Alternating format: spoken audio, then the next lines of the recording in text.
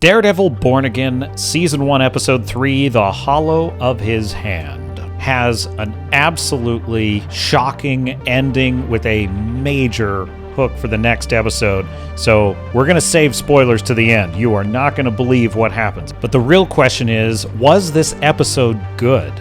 Are we getting somewhere? Did we defeat Marvel's Episode 3 curse? I am Captain Garrett of Swords and Starships on our continuing mission to seek bold characters, beautiful worlds, and truth in art.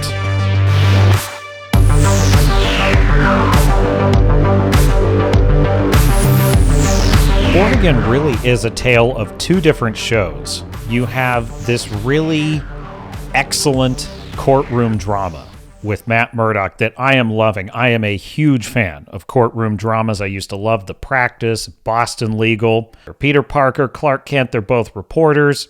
Bruce Wayne, Tony Stark, they're billionaires. The idea of the blind lawyer who is a awesome superhero is fantastic. Where She-Hulk failed to be an Ally McBeal-style courtroom comedy, this show succeeds wildly at being a courtroom drama. Let's talk about Hector Ayala, a.k.a. the White Tiger in the show.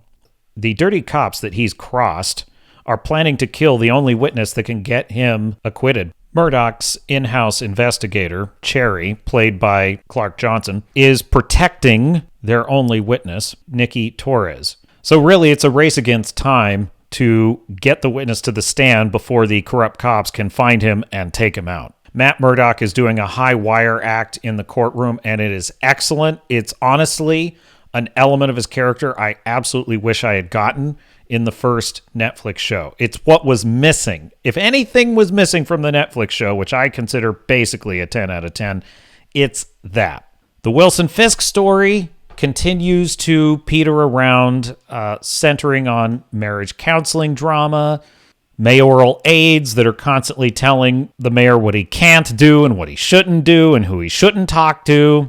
There's a subplot about the Kingpin's guys shooting each other up. The Kingpin wants to let it ride. Vanessa doesn't. Sometimes peace needs to be broken, and chaos must reign, just for a moment, to build a stronger order. Other than that, not a lot going on. There's no easy way to say this, so I'm just going to come out and say this. I simply don't know how many episodes I can handle of a Daredevil show where there's no Daredevil in it. There's no Daredevil. There's no Kingpin. And there's definitely no Punisher either. You know what? There's not even any White Tiger. I was hoping we could have one superhero doing superhero stuff in a show about superheroes. It's a slow burn without the burn. Okay, I need to be feeling the burn. That's right, feel the burn! No, not that kind of burn. I know I don't wipe my ass and it stinks when I walk past you in public. Definitely not that kind of burn. It does not take 3 episodes to tell the stories that we've seen. I found this interesting article on Slash Film that essentially makes my point, albeit from the opposite lens. Hat tip, Slash Film by Jeremy Mathai. Daredevil Born Again is improving on the Netflix show in one big way. Quote, is it possible we've been looking back at the Netflix Daredevil series through rose-tinted glasses? I was never all that high on it in the first place. Hashtag fake fan. Anyway, but whenever I think back to the highest points of the Netflix show, what comes to mind first isn't his violent beatdowns, but it's his ceaseless efforts to work within the confines of the system as an unassuming lawyer by day. Daredevil Born Again has shined, in the early going at least, by emphasizing the man rather than the mask. And herein lies my problem with the show. Jeremy Mathai and I agree on one thing. We both love the excellent courtroom drama that's unfolding, written beautifully by Jill Blankenship. Where we part ways is with his subtle implication that the show is better without Daredevil, without the fisticuffs. I think the show needs both. I think that this show, much like Todd Phillips of The Joker, Folie à deux, much like Alan Moore, who wrote the character Rorschach, and many other such creatives who flat out hate when fans like characters that they meant as an insult to those same fans. This show seems more concerned with indicting the idea of vigilantes than actually exploring a vigilante drama. The plot is even more muddled and confused when you consider that Wilson Fisk is portrayed as a dangerous populist demagogue that a bunch of stupid New York voters have foolishly and ignorantly elected to office, even though the entire system in the city is portrayed as completely corrupt. The entire police force is ignoring crime and allowing it to run rampant and is full of dirty cops that are literally trying to kill witnesses. So whose side am I supposed to be on in this show? That brings us to the shocking and sure to be controversial ending to this episode, and there will be spoilers to this. But first, this video is sponsored by the High Seas action-adventure novel Blood and Oak by me, Captain Garrett. Here's the story.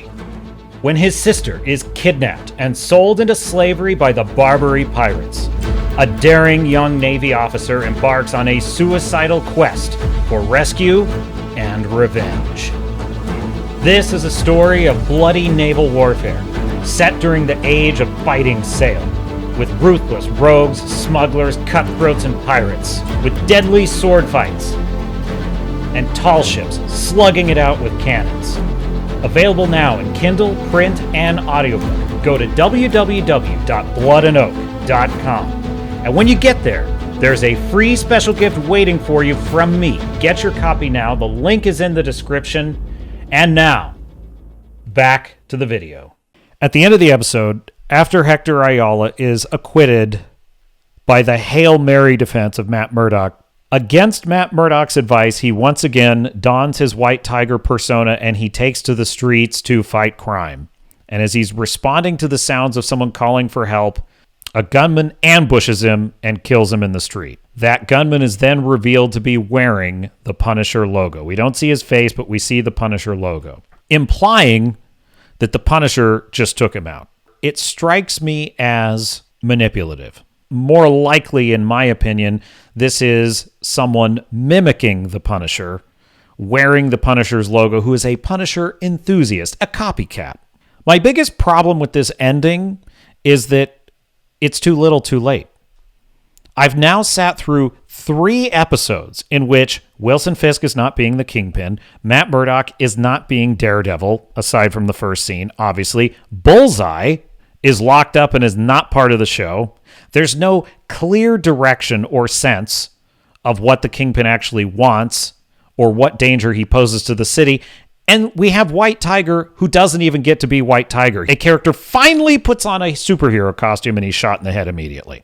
I feel like I'm being strung along. Still, if it were season 4 of the Netflix show, I would consider it a worthy entry so far, but the least entertaining entry so far. The show is doing terribly in the ratings. It's behind The Acolyte in terms of views, which is not a good sign.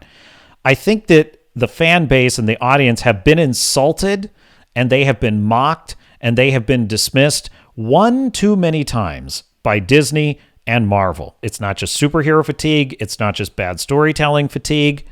This is a fan base that is tired of their characters being subverted. They're tired of messaging, and they are tired of every single superhero story being a deconstruction, a bait and switch, and ashamed of the audience members who are fans of the characters.